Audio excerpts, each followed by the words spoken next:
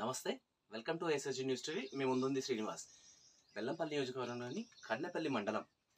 ఈ కన్నెపల్లి మండలంలో ప్రభుత్వ కార్యాలయాలన్నీ ఇరుకు గదుల్లో కొనసాగుతూ ఉన్నాయి. చూడండి ఒకసారి.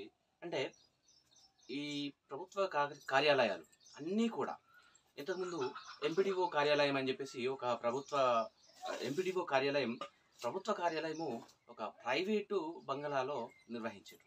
అది అక్కడ వర్షాలకి ఉరుస్తుందన్న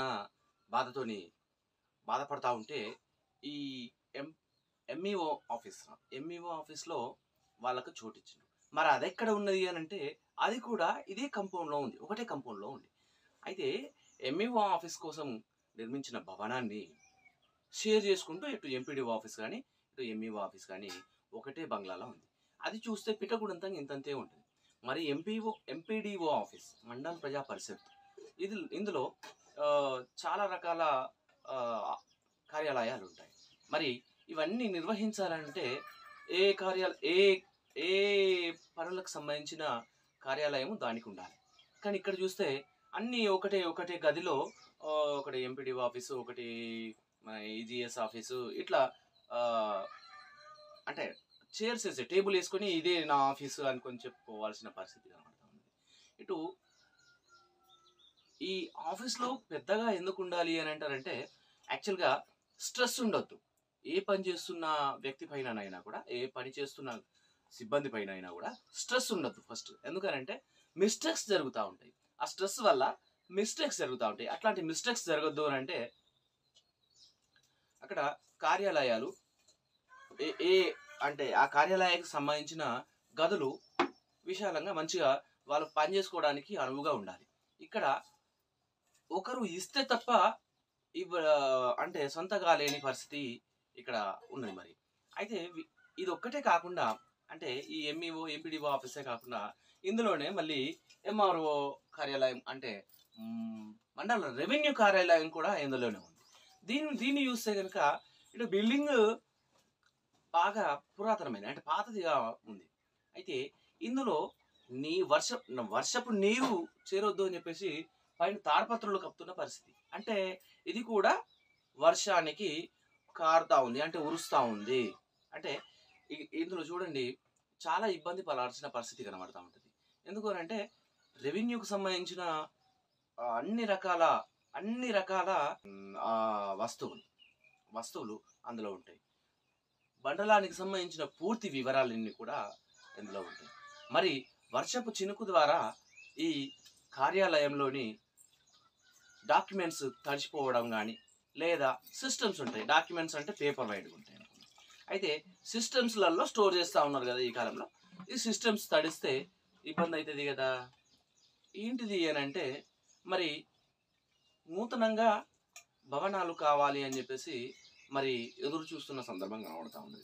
మరి ప్రజలు కూడా ఇందులోకి వస్తే మరి ఏది ఎంపీడీఓ ఆఫీసు, ఏది ఎంఈఓ ఆఫీసు, ఏది ఎంఆర్ఓ ఆఫీసు, ఏది స్కూలు, అందులోనే స్కూల్ ఉంది. మరి ఏది స్కూలు అని నిర్ణయించుకోలేని అంటే సతమతమయ్యే సందర్భం ఇక్కడ కనబడుతూ ఉంటుంది. మరి వీటన్నింటికి బంగళాలకు సంబంధించిన ప్రభుత్వ భూములు ఏమైనా ఉన్నాయంటే ఉన్నాయి. కానీ అటు సబ్స్టేషన్ దగ్గర ఉన్నాయి. ఆ సబ్స్టేషన్ వద్ద నూతనంగా పోలీస్ భవనం నిర్మాణం అయింది. అది కూడా పోలీస్ భవనం నిర్మాణం అయింది. కానీ మరి ఎప్పుడు ఈ భవనంలోనికి ప్రవేశం జరుగుతుందా అని చెప్పేసి ఆ భవనం కూడా ఎదురు చూస్తున్న పరిస్థితి కనబడుతున్నట్టు అనిపిస్తూ ఉంది. ఎందుకంటే భవనం నిర్మాణం అయితే జరిగింది, కానీ దాంట్లో ప్రవేశం కాలేదు. మరి అదేవిధంగా పక్కన హాస్పిటల్ కడతా ఉన్నారు. ఇది నూతనంగా నిర్మాణాలు జరుగుతూ ఉన్నాయి. కానీ మరి ఇంకెప్పుడు ఈ మండల ఆఫీస్కి కానీ ఎంపీడీఓ ఆఫీస్కి కానీ మరి విముక్తి ఎప్పుడు అన్నట్టు చూస్తూ ఉన్నాయి. ఎందుకనంటే ఒకటే కాంపౌండ్లో, ఒక చిన్న కాంపౌండ్లో ఎంఈఓ ఆఫీసు, ఎంపీడీఓ ఆఫీసు, మండల రెవెన్యూ ఆఫీసు ఇవన్నీ నిర్వహించాలంటే మరి ఇబ్బందులు పడాల్సిన సందర్భం అయితే ఇక్కడ కనబడతా ఉంది. అటు ప్రజలకు కానీ ఇటు ప్రభుత్వ కార్యాలయ సిబ్బందికి కానీ ఇబ్బందిగానే ఇది ఇబ్బంది అనేది కనబడతా ఉన్నది. ఎందుకనంటే అట్లనే ఉన్నది వాతావరణం. ఒక ఇంతంత కాంపౌండ్, దానికి సంబంధించిన అందరు సిబ్బంది అందరూ వస్తే కనీసం వాహనాలు పార్క్ చేసుకోవడానికి లేకుండా మరి ఈ కాంపౌండ్ అంతా ఒకటే దాంట్లో ఉండడం మరి శోచనీయం. చూడండి ఒకసారి.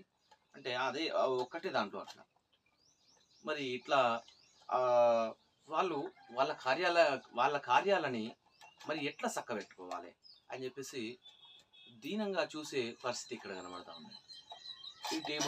ఈ టేబులే ఒక ఆఫీస్ లాగా, అంటే ఇట్లా టేబుల్స్ ఉన్నాయి. ఎంపీడీ ఆఫీస్లోనే అయితే ఇట్లా టేబుల్స్ ఉన్నాయి. ఈ టేబుల్లే ఒక కార్యాలయం, అంటే దానికి ఇంకా సపరేట్ గది లేదు. ఎంపీడీ ఆఫీస్కి సంబంధించి చెప్తున్నా. ఈ టేబులే ఒక ఆఫీసు. ఇక్కడ ఒకరు ఆఫీసర్ ఉంటారు, ఇక అక్కడ నుంచి వెళ్ళిపోవాలి. అంటే కార్యాలయానికి సంబంధించి, ఆఫీస్కి సంబంధించి సపరేట్ గదులు ఎందుకు నిర్మిస్తారు? ఒక ఆఫీసర్తోనే ఒక వ్యక్తి మాట్లాడడానికి కొంచెం ప్రైవసీగా, అంటే ఫ్రీగా ఉంటే బాగుంటుంది. అప్పుడు వీళ్ళు ఏ ప్రజలైతే ప్రభుత్వ అధికారులకు ఏదైనా చెప్పదలుచుకోవాలన్నా కూడా, ఏదైనా మాట్లాడాలన్నా కూడా కాస్త ఫ్రీగా ఉంటే, కాస్త ప్రైవసీగా ఉంటే వాళ్ళు మాట్లాడగలుగుతారు. మరి ఇక్కడ ఇట్లాంటి వసతులు లేవు కదా. మరి ఏం చేస్తే బాగుంటుంది అని అంటే, ఆల్రెడీ వీళ్ళకి, అంటే ఈ ప్రభుత్వ కార్యాలయాలకి భూములు అలాట్ అయ్యి ఉన్నాయి, కానీ బంగళాలు లేవు. ఈ బంగళాలను నిర్మిస్తే బాగుంటుంది అని చెప్పేసి మరి అటు ప్రభుత్వ అధికారులు ఎదురు చూస్తున్న సందర్భం కనబడతా ఉంది. అదేవిధంగా ప్రజలు కూడా ఈ కార్యాలయాలు ఫ్రీగా, అంటే ఏ కార్యాలయం ఏది, ఏ సార్తో ఎట్లా మాట్లాడాలి, ఏ సార్తో మాట్లాడాలని అంటే పక్క వాళ్ళు ఉంటారు. కొంతమందికి మాట్లాడడానికి నామూషం అనిపిస్తూ ఉంటుంది, ఒకరు ఉంటే మాట్లాడలేరు. మరి అట్లాంటి సందర్భంలో వాళ్ళు చేయాలనుకున్న పనులు చేయలేకపోతే, అంటే వాళ్ళకు కావాల్సిన పనుల్ని ఏ సార్తో చేయిస్తే బాగుంటుంది, అంటే ఏ సిబ్బందితో మాట్లాడాలి, ఎవరు ఏంటిది అని చెప్పి ఇక్కడ కన్ఫ్యూజ్గా జరుగుతూ ఉంటుంది. కాబట్టి ఈ